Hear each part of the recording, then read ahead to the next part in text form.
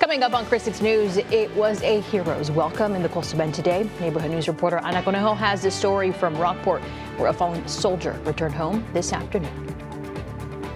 Plus, as Christmas draws near, Santa needs Rudolph to guide him not through snow, but through fog here in Corpus Christi.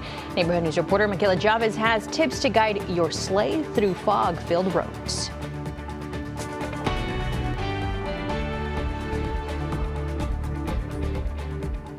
Well, good evening and thank you for joining us. I'm Clara Benitez Cortez.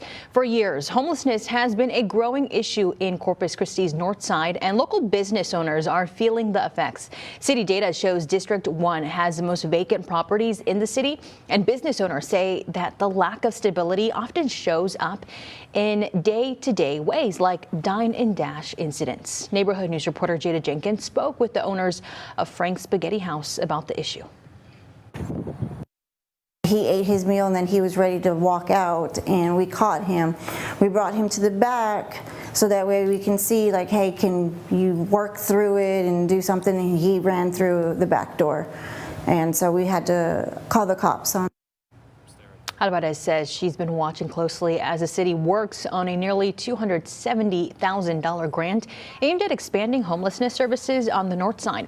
The grant would help fund outreach and support programs with the goal of reducing situations that put both businesses and unhoused people at risk. A Robstown woman is now behind bars nearly 10 months after a drunk driving crash that killed 2 people. Alexis Nicole Rios was arrested this morning at her home. She faces 2 counts of intoxication manslaughter and 2 counts of intoxication assault. The March crash on Violet Road killed 26-year-old Justin Buentello and the unborn child of Amy Lopez and Mark Oliva. Investigators say Rios admitted to drinking before the crash. She's now in the Nueces County Jail. Well, 2 pedestrians were killed last night in separate accidents that happened within minutes of each other. One of those deadly accidents happened on SPID near Greenwood just after 7 last night. Police say a man was trying to cross the highway when he was hit by a vehicle. The driver remained at the scene and is cooperating with the investigation. The man who was killed has not been identified. In Rockport tonight, police are investigating an accident that left another pedestrian dead. The accident happened around 6:30 last night at the intersection of Business State Highway 35 and West Corpus Christi Street. According to police, 53-year-old Deborah Gail Daniel had just helped an elderly person cross Business 35. Daniel was crossing back to the other side of the street when she was hit by an SUV. Daniel died at the scene. Rockport police say no charges have been filed at this time, but the investigation is ongoing. Just days before Christmas, Rockport is filled with grief, mourning the loss of a U.S. Army soldier. I'm Ana Conejo, your Neighborhood News reporter in Aransas Pass, sharing the story of Brandon Allen and why his passing has left a big mark on his community. With Americans' flags held high, the people of Aransas Pass and Rockport lined the streets, welcoming home a fallen soldier. His escort, carried out by the Joint Base San Antonio Honor Guard, a solemn reminder of sacrifice. His passing has left a deep ache in this community. My wife and I just found out yesterday, and we were devastated. 20-year-old Brandon Allen grew up in Rockport. He was part of Hope Church Rockport, where he crossed paths with Vietnam War veteran Eddie Hollingshead during a church mission trip to Mexico. He's a great volunteer and a great individual and just a very humble heart. And he was a great young man. Now he joins the community in grief, honoring Brandon's life and service. It's a tragic loss, not to just his family, but the city of Rockport. While the cause of his death has not been released, his impact is already being felt loud and strong in the middle of this holiday season. Not too many people are willing to volunteer and go represent their country and sacrifice, and that was what he was about, is sacrificing. Brandon Allen's return home was lined with flags, salutes, and tears. A community saying goodbye to one of its own. If you would like to pay your respects, we have posted information on the public funeral service on our website at kristv.com. In Aransas Pass, I'm your Neighborhood News reporter, Ana Conejo, KRIS 6 News. Anna, thank you. A former Rockport Fulton ISD teacher is in jail today after facing multiple charges related to having a relationship with a student. Rockport police say 41-year-old Joshua Lee Wynn was arrested after PD investigated a report alleging an improper student relationship. According to police, the relationship happened during the 2024-25 school year and into the summer. Wynn left Rockport ISD to work at the Texas Coastal Academy in September. He's facing charges of improper relationship between educator and student and sexual assault of a child. He's being held on a $100,000 bond. Well, for many, the holidays are a time of joy and celebration, but for families who have lost a loved one, this season can also bring overwhelming grief and pain. Rob Silva lost his daughter Amethyst in 2024. She was killed by celebratory gunfire on New Year's Eve. Silva tells Neighborhood News reporter Alexis Scott it was a loss that never leaves him, especially during the holidays as the anniversary of her death draws near. Well, grief doesn't discriminate. Grief will pop up at any moment. I don't think anything will ever make this right, but I feel that she's always by me. To help those who are experiencing grief during the holidays, experts say there is no right or wrong way to grieve. They encourage people to embrace themselves, to feel their emotions, but do not withdraw or face it alone. Surrounding yourself with loved ones, even in small ways, can make a big difference. Now, we've posted more information and resources on coping with holiday grief on christv.com. Step outside this week and it feels like you've ran into a wall of fog. I'm Michaela Chavez, your Neighborhood News reporter in Portland. This thick haze has blanketed the coastal bend, and DPS warns just one slip behind the wheel can turn deadly. It's 11 o'clock right now and this fog still hasn't lifted. The fog has been sticking around, and it's not something we normally deal with this time of year. Generally, we don't see fog this close to the holiday season. And that's part of the problem. We're just not used to driving in it. So I'm meeting with DPS Sergeant Rob Mallory, and he's going to walk us through a few simple things to keep in mind, especially if you're hitting the road this week. If you remember one thing, give yourself extra time. And a big part of that is creating space. You want to make sure you give yourself plenty of room between yourself and all the other vehicles around you. That also means slowing down. How much you slow down really depends on what you're seeing. The fog's not super bad in this area. Yeah, so it's definitely starting to lift. Even just 10 minutes ago, it would have been more prudent to drop 5-10 miles per hour below the speed limit. Another quick check, your lights. Make sure your headlights and taillights are on and that you're using your low beams. Usually I switch for your lights on the blinker. Sometimes they're on your dash. Again, it's just going to depend on your vehicle. And even though high beams are the go-to when visibility is bad, fog is the exception. But actually using your high beams in the fog will increase the glare and reduce your visibility. When it comes to turns or pulling out into intersections, take an extra second. Make sure it's completely clear before you move. And if you don't have to drive, DPS says the safest option is waiting it out.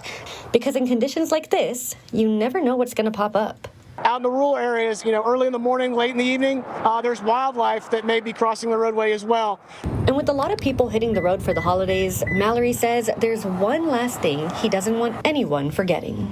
Please, everybody, buckle up every single time you get in that vehicle for the entire trip. DPS's bottom line, slow down, stay sharp, don't rush. A few extra minutes is better than an accident. In Portland, I'm Michaela Chavez, Chris 6 News. All right, Michaela, thank you. Well, those fog tips are important, especially if it continues through the week. And for more information on that fog and the future of the fog, we welcome in meteorologist Stephanie Lauber, Chief Meteorologist Stephanie Lauber. What's the latest in this upcoming forecast? Well, it's hot out there. It's warm 80s in December, and we're pretty much the only place state-wise across the lower 48 dealing with this kind of warmth. So this is why we're dealing with some of the fog out there. But it doesn't help when you've got those last minute to-dos. Look at the frenzy out at La Palmera Mall right now. Ooh, to be in that rush. Glad I am not. But if you've got to go and join the hustle, just know that as we head into the overnight, visibility may be something that we deal with again. Something that's working in our favor right now. This is our first community bank camera. I don't know if you notice it, but me standing still, maybe it'll help you see it. shaky camera. We've got some wind out there, and that does help to keep things shaking and moving. Literally disrupts that fog from becoming too problematic out there. But the view along SPID, yeah, you see more of the shakiness from this camera. Let's talk about conditions around the rest of the coastal bend. We're still feeling warm. 78 degrees right now at the airport, but that southeast wind at 14 miles per hour is keeping enough of that shaking and moving going, as I mentioned. But visibility is already beginning to drop along the coast. Port Aransas, Rockport, and Hebbronville at 7 miles of visibility each. So where do we go from here? I'll fill you in your full forecast ahead. This is Veterans in Focus, sponsored by the Heil Law Firm, battling for justice, winning for the community. A change to a state program is helping support disabled veterans, but it's coming at a big cost. This month, Kelly Hancock, the acting Texas comptroller, announced major changes to the state's historically underutilized business program, also known as HUB. Well, for years, the HUB program helped minority women and veteran-owned small businesses compete for state contracts, but now the program has been renamed VetHub, Veteran Heroes United in Business. Under the new rules, only veterans with a service-connected disability of 20% or higher qualify. Well, that shift means HUB certifications for women and minority-owned businesses have been revoked under emergency rules. Our Michelle Huffman will have this story tonight at 6. Well, still to come, the Salvation Army needed help, and a group of Girl Scouts answered the call. Find out how much they raised for the Red Kettle campaign after the break. You're watching Chris 6, part of the Scripps News Group. Welcome back. We have an update on the 4 area Girl Scout troops who took part in a little friendly competition to benefit the Salvation Army. Well, they volunteered as bell ringers for the Salvation Army's Red Kettle campaign. The campaign raises money for families in need across the coastal bend. So these young girls and those from other troops raised a total of $4,169. Congratulations to all of them. By the way, you can still help out. The Red Kettle campaign continues through tomorrow. Neighbors circled the ice rink at the Hilliard Center for the last day of the Coastal Christmas this afternoon. For 6 days this month, the public got a chance to try out a rare holiday tradition, ice skating. The final 3 days of Coastal Christmas were a sellout. Even Santa made an appearance to get some last-minute Christmas wishes from children. This is our 8th year doing it, and we see people, especially on social media, already asking, in November that they're going to have family here, and they're excited to know when the dates are for Coastal Christmas. The Hilliard Center is planning to bring this holiday favorite back next December. We'll keep you posted on the dates as soon as they're announced. All right, here we go. The busy hustle along SPID as folks go around to get those last minute preparations, gifts, to-dos ahead of the holiday. But you can see some of that haziness along the horizon. I'll tell you more about how our visibility forecast will trend when we come back.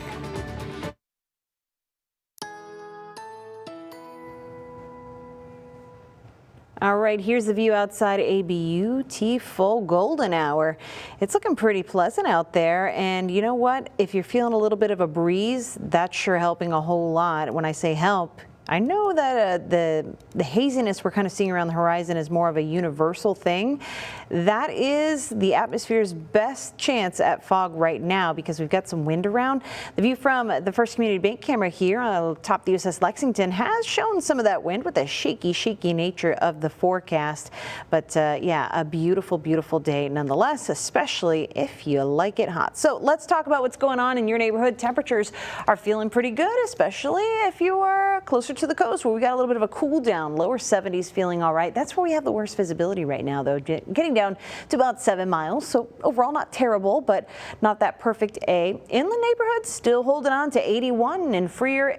Oh, just got that update in front of you. 79. We were sitting at 80 just a moment ago, but the feels like temperature 81 degrees. So yeah, we are not very holiday season like in the feels outside, but this is why we have winter Texans, right? They're going to escape the inverse of these numbers, 8 degrees or 18 degrees, right? So as we go through tonight, these temperatures will continue to come down, but we still have a lot of humidity out there. Dew point temperatures help us understand how much water is out there in comparison to the temperature. So yeah, we're just a little bit on the muggy side there. We are going to have fog again because of this, but the reason why things aren't too bad right now, as I mentioned, is because the wind. We've got some shaking and moving. Right now, those winds have been coming from that warm and humid southeast direction, but we've been keeping it around 15 miles per hour for most neighborhoods throughout the afternoon and early evening. I'm afraid once we head into the evening time frame, though, and those wind speeds come down a bit, that's where fog is going to make an appearance once more. So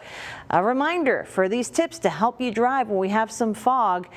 These may seem like no-brainers, but they do bear repeating. Low visibility means you need to slow down, maintain a safe speed, be consistent, and leave plenty of braking room between you and other people. Use the low beam headlights. Do not use those high beams. I know it is very tempting. Do not put the flashers on, because if you are moving with flashers on, no one can see. That throws off the depth perception. Just pull off to the side. Or better yet, try to stay home. Foggy windows can be remedied sometimes when you put the defroster function on. That can help at least keep the condensation on the inside to a minimum. So get familiar with that function and be ready to use it, because that fog is going to come back as we head into the overnight. It looks like it's not just the coast that will be dealing with the fog as we head toward the midnight hour. 11 p.m. looks to be a bit foggy for inland neighborhoods too. As we head into the overnight, you might expect that this will get a bit worse. Yeah, it'll be more patchy in nature as we head closer to the dawn time frame. But again, it's a good idea to be prepared. Hopefully a lot of this will be cleared up by the time the sun makes an appearance and says good morning to us.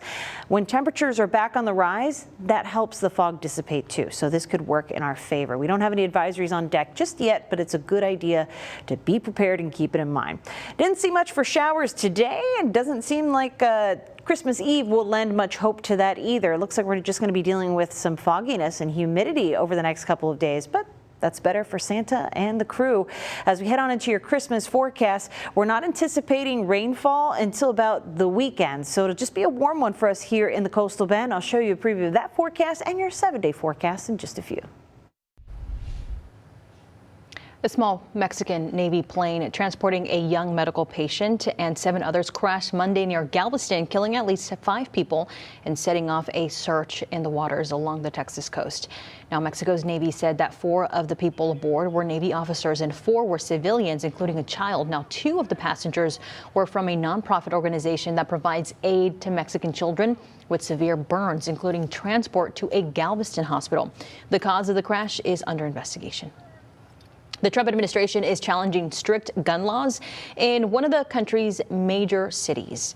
A Justice Department lawsuit against Washington, D.C.'s restriction focuses on 2 provisions. It challenges laws surrounding popular rifles like the AR-15 and long registration process for police to approve all firearms are on a case-by-case basis. President Trump and administration officials say making it easier for D.C. residents to own and carry firearms would lower crime. New GDP data released today shows the U.S. economy is growing. Scripps News Group Jacob Garden-Swartz reports from the White House on the consumer reaction to the news.